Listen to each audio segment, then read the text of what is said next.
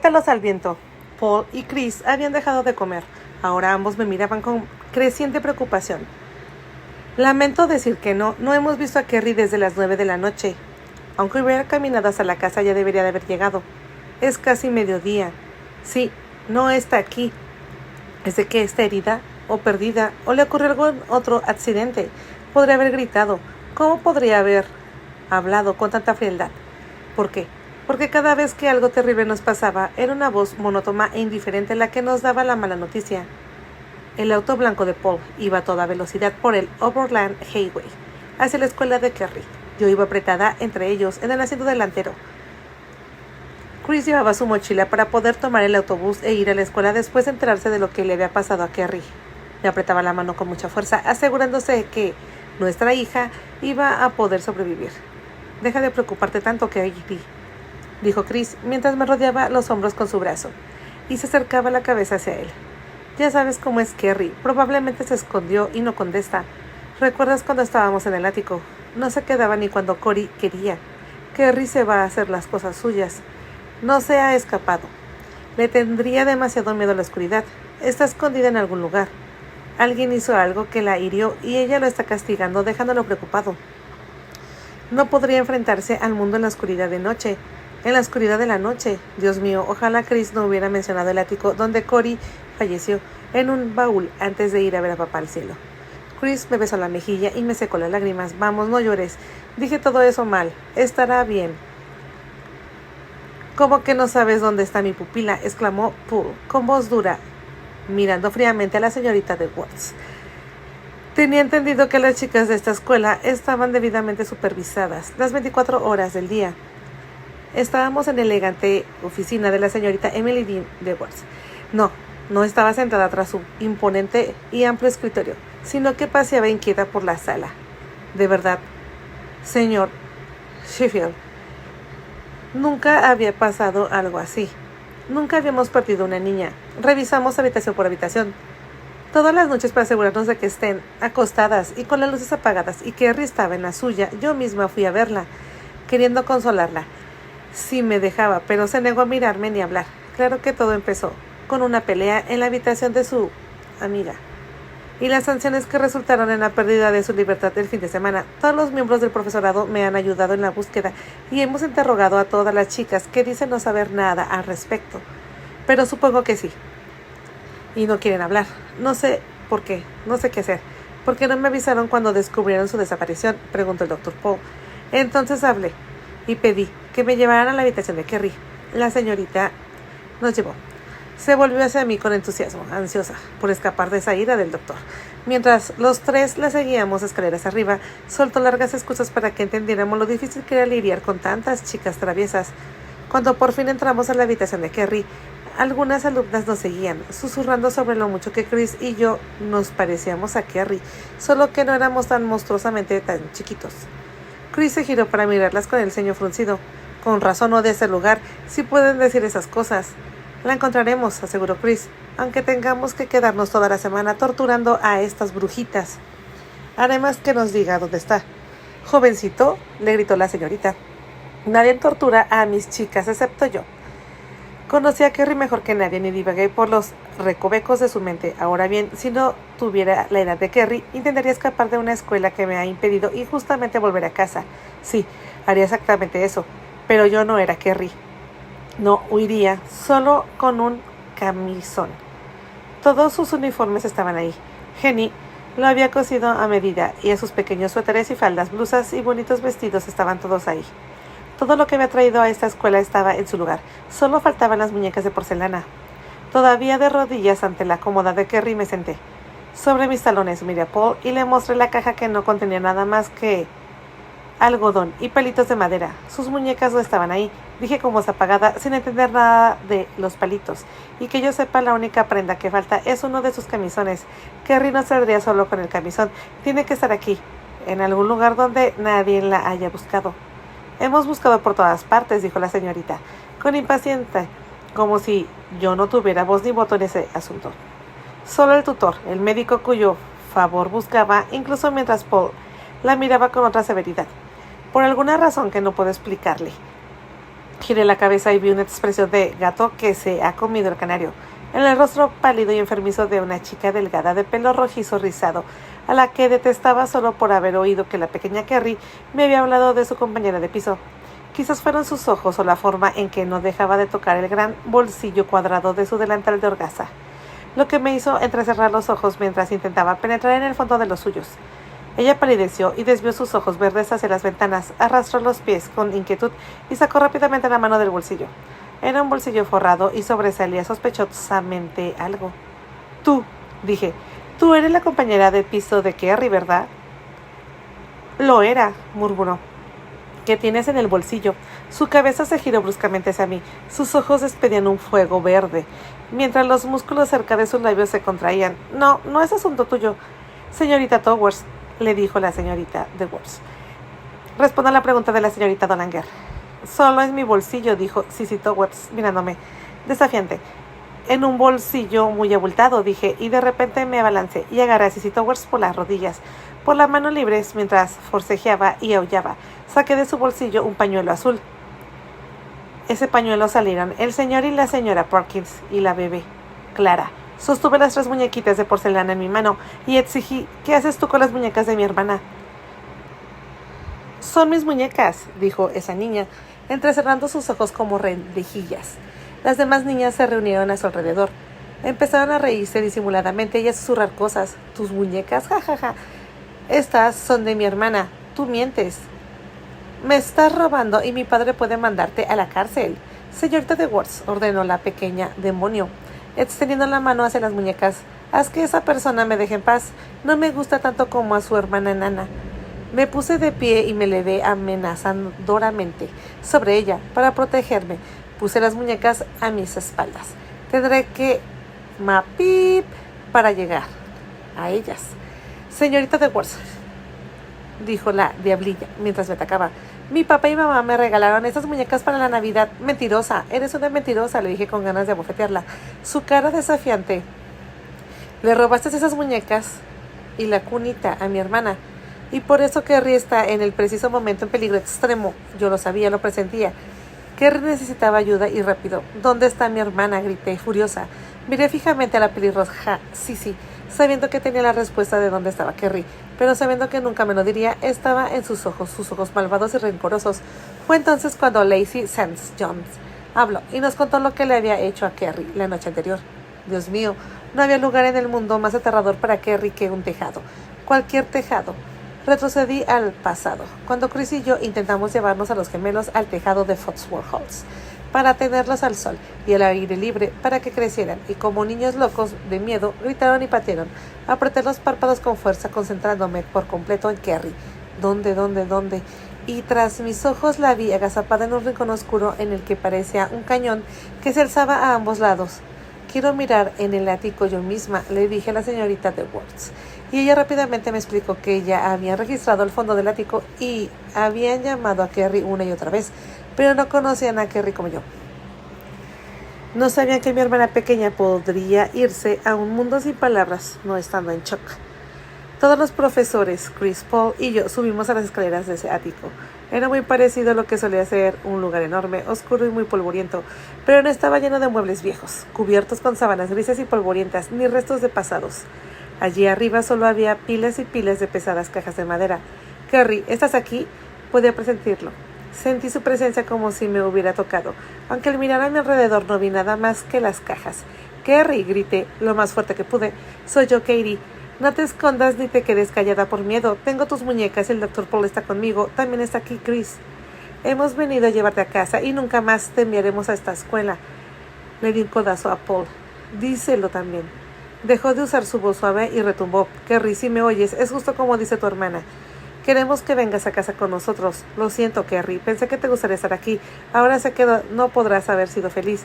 Kerry, por favor, sal. Te necesitamos. Entonces oí un suave gemido. Corrí hacia allí con Chris, pisando los talones. Sabía de áticos cómo buscar, cómo encontrar. De repente me detuve y Chris chocó conmigo, justo delante de las tenues sombras que creaban las torres de pesadas cajas de madera, todavía en camisón, toda rota, sucia y ensangrentada, amordazada y con los ojos ventados. Vi a Kerry. Su melena rubia brillaba en la tenue luz. Debajo de ella una pierna estaba torcida de forma grotesca. «Dios mío», susurraron Chris y Paul al unísono. «Parece que tiene la pierna rota». «Espera un momento», me advirtió Paul en su voz, apretándole los hombros con ambas manos, cuando corría descuidadamente a rescatar a Kerry. «Mire esas cajas, Katie. Un solo descuido tuyo y se caerán encima de ella». Detrás de mí, una maestra gimió y empezó a rezar. Era increíble cómo Kerry había logrado arrastrarse por ese estrecho pasadizo, ciega y atada. Una persona completamente adulta no lo podría haber hecho, pero yo sí pude hacerlo. Aún era pequeña.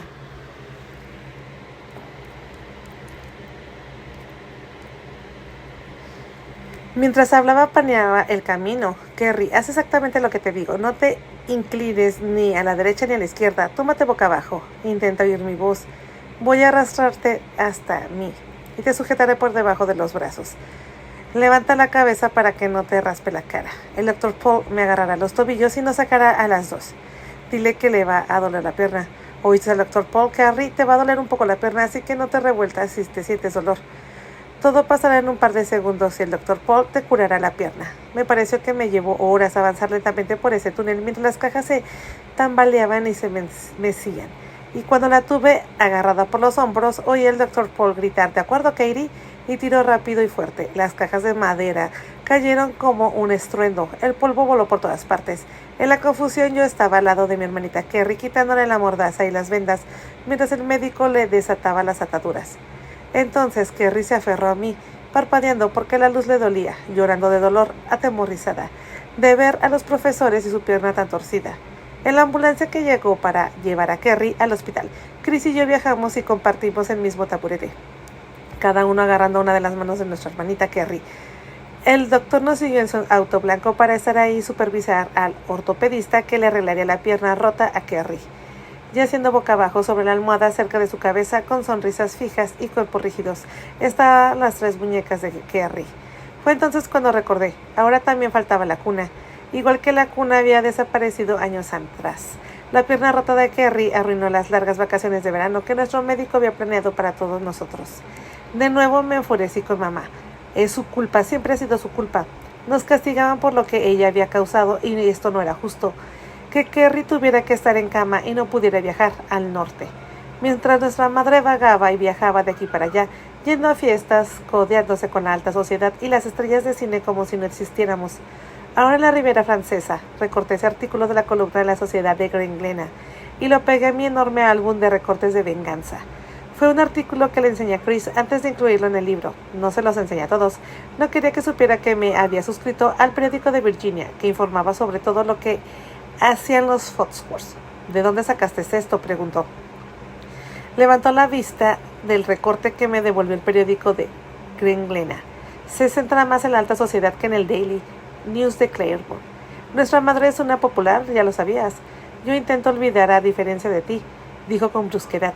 «Ya no la pasamos tan mal, ¿verdad? Tenemos suerte de estar con el Dr. Paul. Y la pierna de Kerry se curará muy pronto. Y vendrán otros veranos en los que podamos ir a Nueva Inglaterra». ¿Cómo lo sabía? Nunca se ofrecía nada 2 veces. Quizás en otros veranos estaríamos demasiado ocupados o Paul ya no lo haría. Te das cuenta, siendo casi médico, ¿verdad?, de que su pierna podría no crecer mientras tenga esa escayola. Parecía extrañamente incómodo. Si creciera como los niños normales, supongo que podría exigir ese riesgo.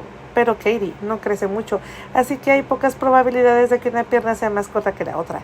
«Ay, vete a meter la nariz en la anatomía de Grey», le dije, furioso porque siempre se burlaba de cualquier cosa que yo dijera que culpara a mamá de algo.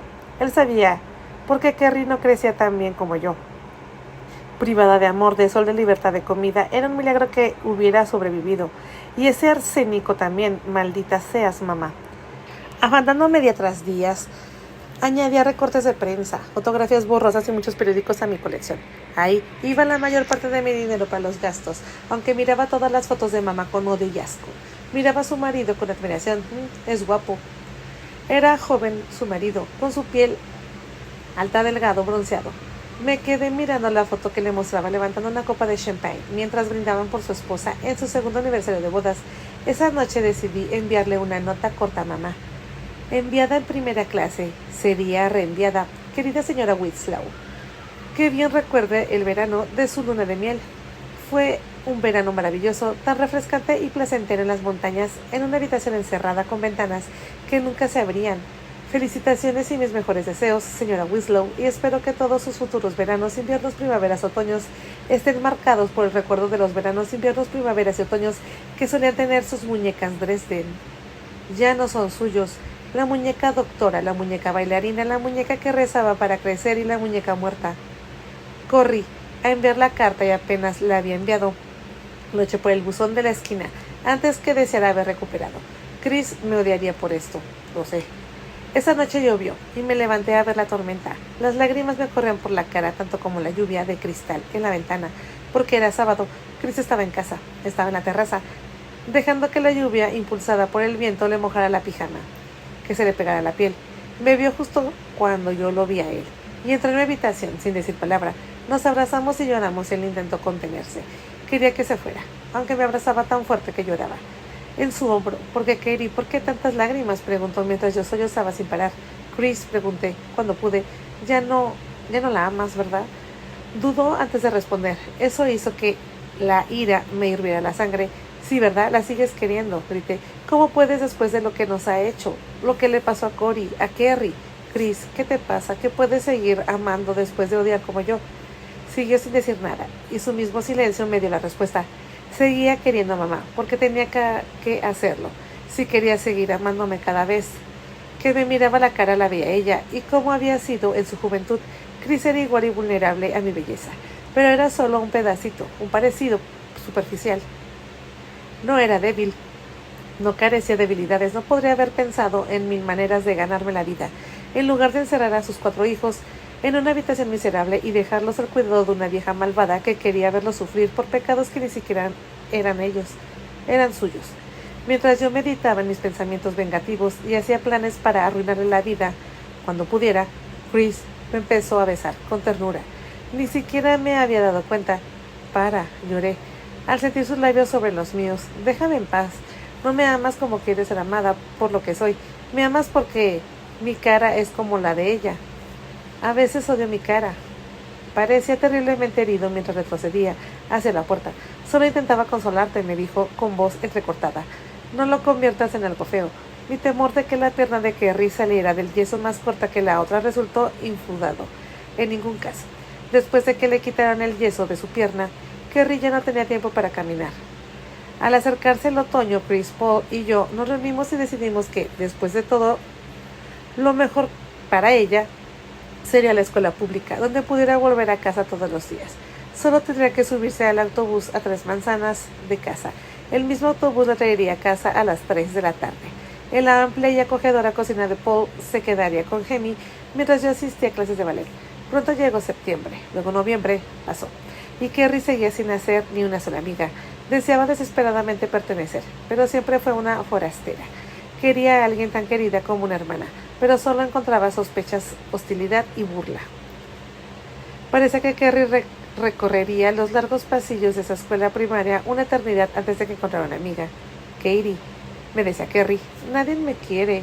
Lo sabrán tarde o temprano, sabrán lo dulce y maravillosa que eres. Y no tienes a todos que te queremos y admiramos, así que no dejes que los demás se preocupen. No te preocupes por lo que piensen. Porque sí le importaba. Kerry dormía en su cama individual pegada a la mía, y cada noche la veía arrodillada junto a su cama con las manos bajo la barbilla y con la cabeza agacha rezando. Y por favor, Dios, déjame encontrar a mi madre, a mi verdadera madre, y sobre todo, Señor mío, déjame crecer un poco más. No tienes que hacerme tan alta como mamá, pero sí tan alta como Katie, por favor. Dios, por favor, por favor. Acostada en su cama la oía, y esto, miré al techo con tristeza y odié más a mamá. La detestaba y la despreciaba de verdad. ¿Cómo podía Kerry seguir queriendo a una madre que la había hecho tan cruel? Habíamos hecho bien, Chris y yo, al evitarle la cruda realidad de cómo nuestra madre la había intentado. ¡Mapip! ¿Cómo había hecho que Kerry fuera tan pequeña?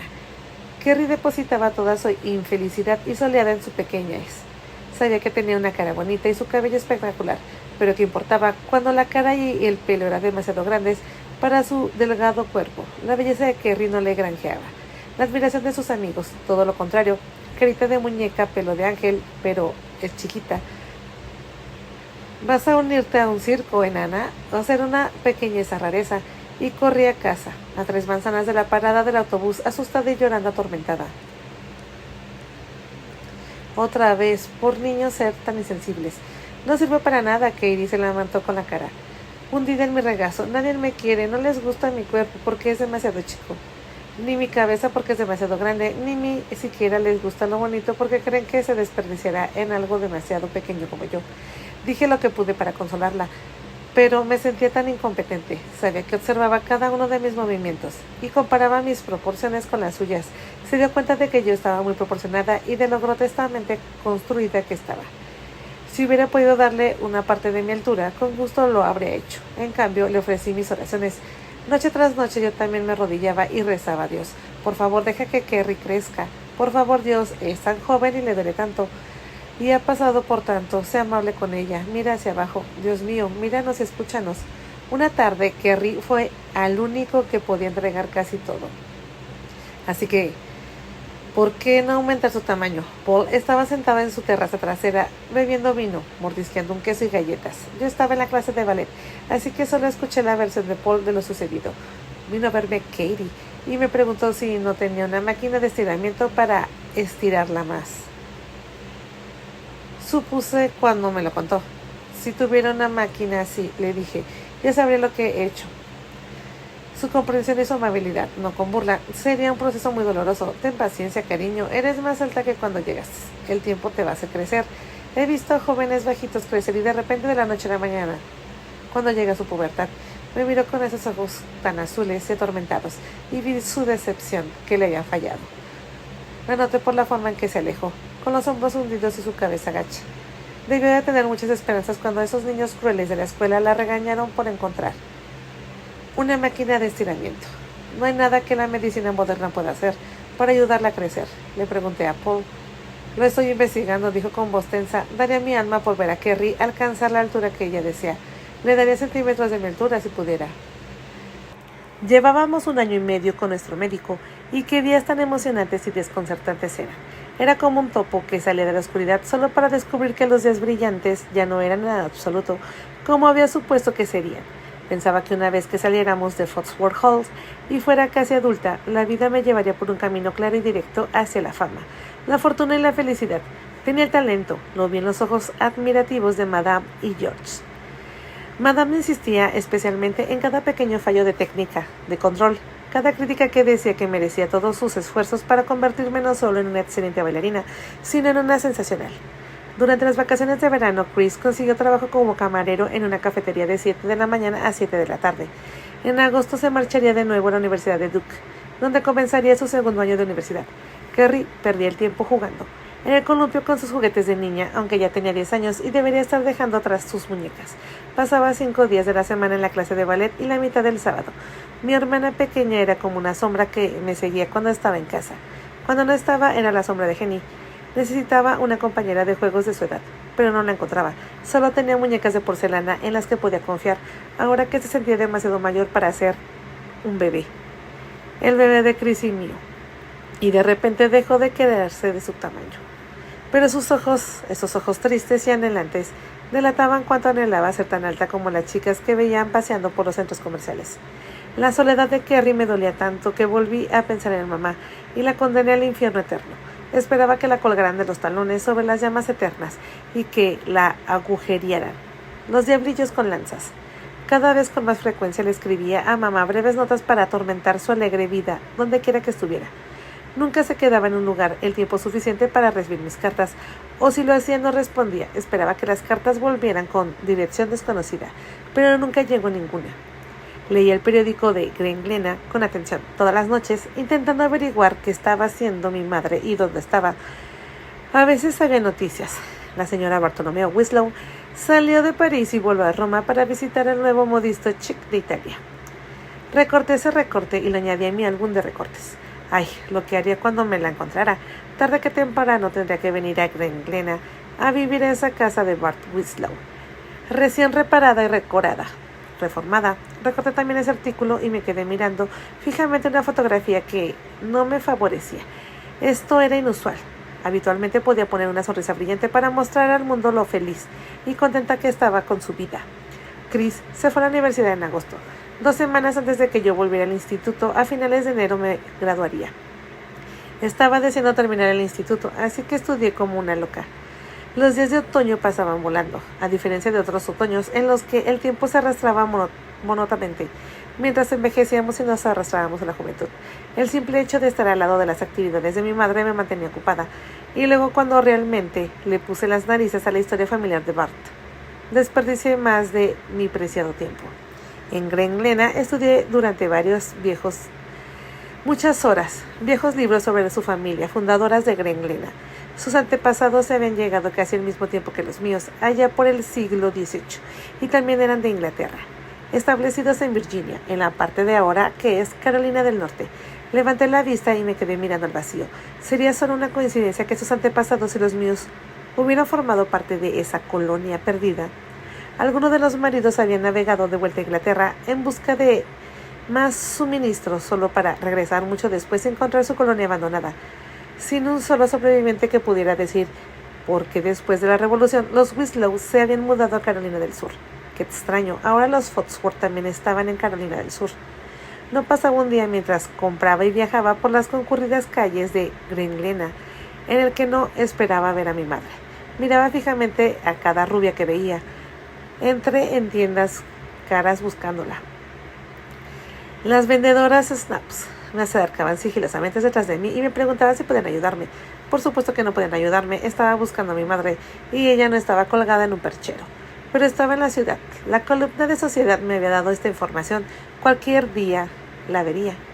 Un sábado soleado me apresuraba a hacer un recado para Madame Marisha, cuando de repente vi en la acera de enfrente a mí, a un hombre y a una mujer tan familiares que mi corazón casi dejó de latir. Eran ellos. Solo verla pasear tan despreocupadamente a su lado, disfrutando medio pánico, sentí un nudo en la garganta. Me atreví a acercarme, así que estuve muy cerca de ellos. Si se giraba seguro que me vería. ¿Y qué haría entonces? Yo le escupiría la cara. Sí, eso me gustaría. Podría hacerle la zancadilla, hacerla caer y ver cómo perdiera dignidad. Sería bonito, pero no hice nada de eso, no. Más que temblar y sentirme mal mientras los escuchaba hablar. Su voz era tan dulce, tan suave, tan cultivada y gentil. Me maravillé de lo esbelta que seguía, siendo de lo hermoso que era su cabello pálido y brillante que ondeaba suavemente hacia atrás. Cuando giró su cabeza para hablar de nuevo con el hombre de su lado, vi su perfil. Suspiré. Oh Dios, mi madre con ese costoso traje rosa, la hermosa madre a la que tanto había amado. Mi madre la hace pip, que aún podía tomar mi corazón y estrujarlo hasta la médula, porque una vez la había amado tanto y había confiado en ella, y en lo más profundo de mí estaba esa niña, como Kerry, que aún quería una madre a la que amar. ¿Por qué, mamá? ¿Por qué tenías que amar más al dinero que a tus propios hijos? Reprimí el sollozo para que pudiera oírla. Mis emociones se descontrolaban. Quería correr y gritar, acusarla delante de su marido, conmocionarla y aterrorizarla. También quería correr y abrazarla, gritar su nombre y suplicarle que me volviera a amar. Pero todas las emociones tempestuosas que sentía se vieron sumergidas en la oleada de rencor y venganza que sentía. No la abordé, porque aún no estaba lista para enfrentarla. No era rica ni famosa, no era nadie en especial, y ella seguía siendo una gran belleza. Era una de esas mujeres tan ricas de la zona y también una de las más afortunadas. Me atreví mucho ese día, pero nadie se giró para verme. Mi madre no era de las que se quedan mirando a los transeúntes. Estaba acostumbrada a ser a la que atraía todas las miradas de admiración. Como una reina entre campesinos, paseaba como si no hubiera nadie en la calle excepto ella y su joven esposo. Cuando me harté de verlos, miré a su marido y me empapé de su especial atractivo viril, de pantera. Ya no lucía un bigote enorme y espeso. Llevaba el pelo oscuro ondulado hacia atrás y peinado a la moda. Me recordaba un poco a Julian. Las palabras que intercambiaron mi madre y su marido no fueron especialmente reveladoras. Estaban discutiendo en qué restaurante cenar, y si él creía que los muebles que habían comprado esa tarde podrían mejorar si compraban en Nueva York. Me encanta la alacena que elegimos, dijo con una voz que me trajo recuerdos de mi infancia. Me recuerda muchísimo la que compré justo antes de que mataran a Chris. Así, Esa alacena había costado $2,500 y era tan necesaria para equivaler a un extremo de la sala. Luego papá murió en la carretera y todo lo que no hacía pagado fue embargado, incluido esa alacena. Seguía donde me llevaba, desafiando al destino a que me vieran. Estaban ahí, viviendo en casa de Bart Winslow, mientras lo seguí, lleno de planes vengativos, despreciándola, admirándola, planeando cómo lastimarla más. ¿Y qué hice? Me acobardé. No hice nada, absolutamente nada. Furiosa conmigo misma volví a casa y me enfurecí frente al espejo, odiando mi imagen porque era como ella, por todas partes, maldita sea. Agarré un pisapapeles pesado del pequeño escritorio especial de estilo francés que Paul me había comprado y lo arrojé directamente al espejo. Aquí, mamá, estás hecha pedazos. Se fue y se fue. Luego lloré y más tarde vino un trabajador a reemplazar el cristal del marco del espejo. Qué tonta era. Ahora había malgastado parte del dinero que planeaba usar para un maravilloso regalo para el 40º cumpleaños del señor Paul. Algún día me vengaría, y de manera en la que no me haría daño. Sería más que un espejo roto, mucho, mucho más. Un regalo de cumpleaños. Las convenciones médicas arruinaron muchos de mis planes, al igual que los pacientes. Ese día tan especial me salté las clases de ballet para ir corriendo a casa desde el instituto. Encontré a Jenny en la cocina trabajando a destajo en un menú gourmet que había planeado, todos los platos favoritos del doctor. Una yangabalaya criolla con camarones, cangrejo, arroz, pimientos verdes, cebolla, ajo, champiñón y tantas otras cosas que pensé que nunca terminaría de medir tantas medidoras cucharitas. Desde que aquello. Luego tuve que saltear todos los champiñones y las verduras demás. Era un plato problemático que probablemente no volvería a hacer. Apenas lo metí en el horno, empecé otro pastel. Desde cero. El primero se hundió con el centro y estaba pastoso. Cubrí el hueco con glaseado espeso y se lo di a los niños del barrio. Jenny se movía afanosa, sacudiendo la cabeza y lanzando miradas críticas. Había exprimido la última rosa del tubo de masa cuando Chris entró corriendo por la puerta trasera con su regalo. ¿Llegó tarde? Preguntó sin aliento. No puedo quedarme más allá de las 9. Tengo que estar de vuelta en Duke antes de que pasen lista. Llegas justo a tiempo, dije nerviosa y con prisas por subir a bañarme y vestirme. Por la mesa mientras Jenny termina con ensalada. Poner la mesa era indigno para él, por supuesto, pero por una vez obedeció sin quejarse. Me lavé muy rápido el cabello con shampoo y me puse rulos grandes. Me pinté las uñas de un rosa plateado brillante, incluso las de los pies. Me pinté la cara con una maestría fruto de horas y horas de práctica y largas consultas con Madame Marisha y las asistentes de belleza de los grandes almacenes. Cuando terminé, nadie habría adivinado que solo tenía 17 años. Bajé las escaleras animada por la admiración que brillaba en los ojos de mi hermano, la envidia de Kerry y una gran sonrisa que le partía la cara a Jenny de la oreja a oreja. Con mucho cuidado volví a arreglar la mesa, cambié los matracas, los petardos y los coloridos y ridículos sombreros de payaso de papel. Chris infló unos globos y los colgó de la lámpara. Luego todos nos sentamos a esperar a que el doctor Paul viniera a disfrutar de su fiesta sorpresa. Cuando no apareció y pasaron horas y horas, me levanté para dar vuelta como mamá en la fiesta del 37º cumpleaños de papá, cuando nunca volvió a casa. Finalmente Chris tuvo que irse. Entonces Kerry empezó a bostezar y a quejarse. Le dimos de comer y la dejamos acostar. Ahora dormía en su habitación, especialmente decorada en morado y rojo. Después solo quedamos Jenny y yo, viendo la televisión, mientras la cazuela criolla se calentaba y se secaba y se secaba. Y nuestra ensalada se estaba marchitando. Entonces Jenny bostezó y se fue a su cama. Ahora me quedé yo sola, dando vueltas y preocupándome con la fiesta arruinada. A las 10:30 de la noche, el auto del Paul entró en su entrada. Por la puerta trasera entró a grandes zancadas, cargando con las 2 maletas que había llevado a Chicago. Me saludó con indiferencia antes de fijarse en mi elegante atuendo. «Oye», dijo echando una mirada sospechosa al comedor y viendo la decoración de fiesta. «¿Te he estropeado algo que tenías planeado?» Se mostró tan indiferente con su retraso de 3 horas que podía haberlo matado. «Si no lo hubiera querido tanto, ¿cómo quieres siempre intentar ocultar la verdad?», le dije. «¿Por qué tuviste que ir a la convención médica? Ya te imaginabas que tendríamos planes especiales para tu cumpleaños. Y luego nos llamas y nos dices a qué hora te esperemos en casa. Y luego llegas 3 horas y media tarde». «Mi vuelo se retrasó», empezó a explicar. «Me he estado matando de ganas de hacerte un pastel tan rico como el de tu madre», lo interrumpí. «Y no pareces». Pasé junto a él y saqué la cazuela del horno. «Tengo un hambre voraz», dijo Paul con humildad, disculpándose. «Si no han comido, mejor aprovechemos lo que parece que podría haber sido una ocasión muy festiva y feliz. Ten piedad de mí, Katie, no controlo el tiempo». Asentí. rígidamente para indicar que al menos era un poco comprensiva. Sonrió y me rozó la mejilla con un dorso de la mano. Estás exquisita, susurró suavemente, así que deja de fruncir el ceño y prepara todo. Bajo en 10 minutos. En 10 minutos se había duchado, afeitado y cambiado de ropa. A la luz de las 4 velas nos sentamos a la larga mesa del comedor. Yo a su izquierda había preparado la comida para no tener que estar dando saltos para servirle.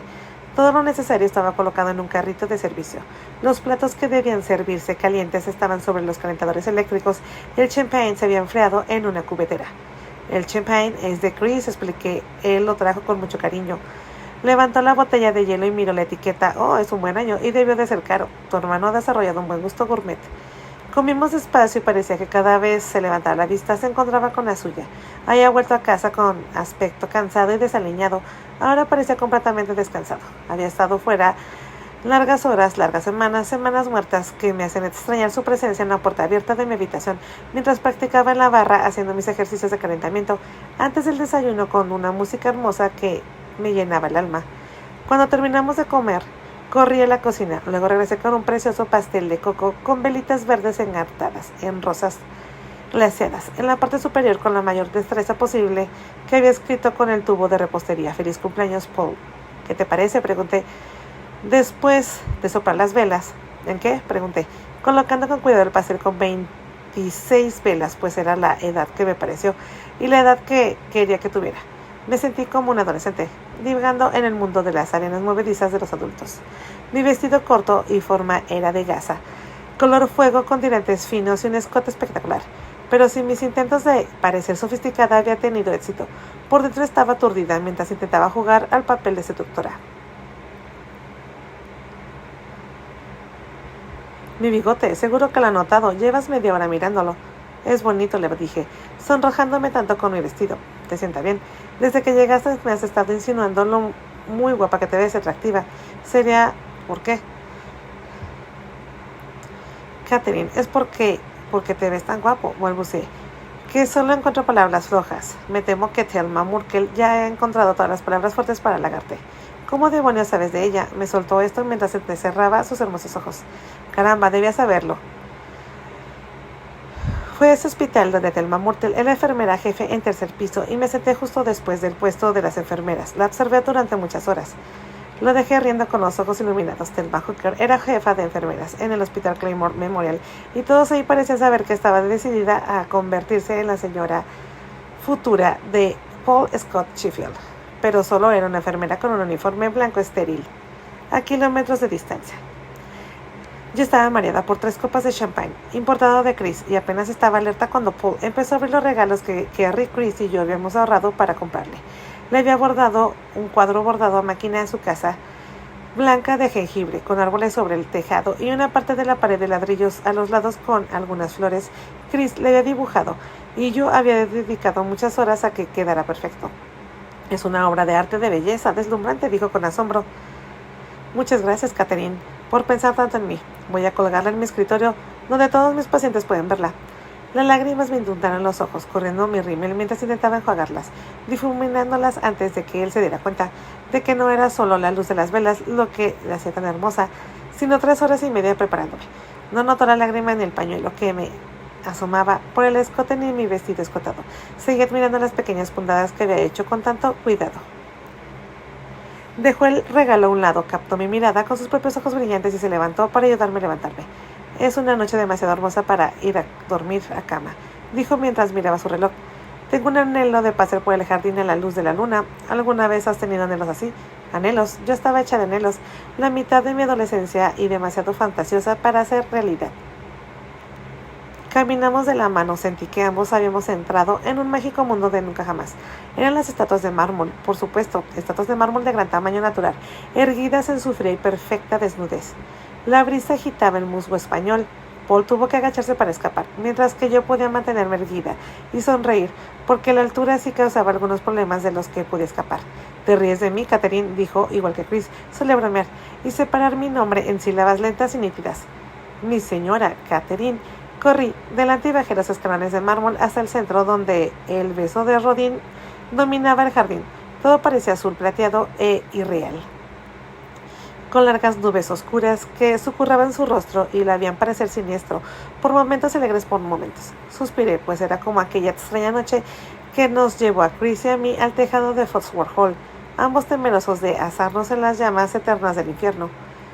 Es una lástima que estés aquí conmigo y no con ese chico tan guapo con el que bailas, dijo Paul, sacándome de mis pensamientos del día anterior. ¿Julian? Pregunté sorprendida. Está en Nueva York esta semana, pero sospecho que volveré la que viene. Ah, dijo, entonces la semana que viene será suya y no mía. Todo depende. ¿Depende de qué? Me dijo. A veces lo deseo y a veces no. A veces parece ser un chico y yo quiero un hombre. Pero por otra parte a veces es muy sofisticado y eso me impresiona. Y cuando bailo con él me enamora perdidamente. Es el príncipe que supe que es.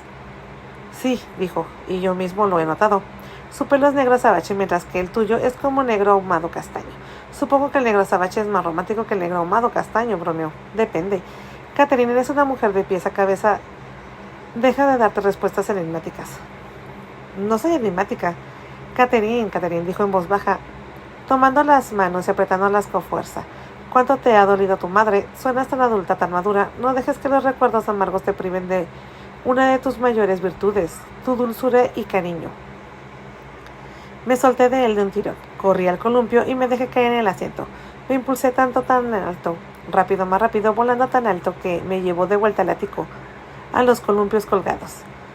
Era de nuevo ver a mamá y a su marido, a lo que me desesperaba, lo que me hacía desear lo que debería posponer hasta ser mayor. Volé tan alto, tan salvaje, tan abandonada, que mis faldas se me levantaron en la cara y me dejaron ciega. Mareada casi caía al suelo de repente. Paul vino corriendo a mí, cayendo de rodillas para levantarme sus brazos. ¿Estás herida? Me preguntó. Y me besó. Antes de que pudiera responder, no herida. Era una bailarina que sabía cómo caer. Entonces murmuró la palabra de amor que necesitaba.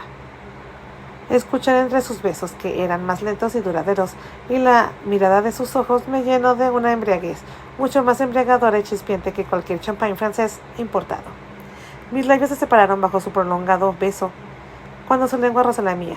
Sus besos eran cálidos, suaves, húmedos en mis párpados, mis mejillas, mi barba, mi cuello, mis hombros, mientras sus manos recorrían sin cesar y buscaban mis lugares más íntimos.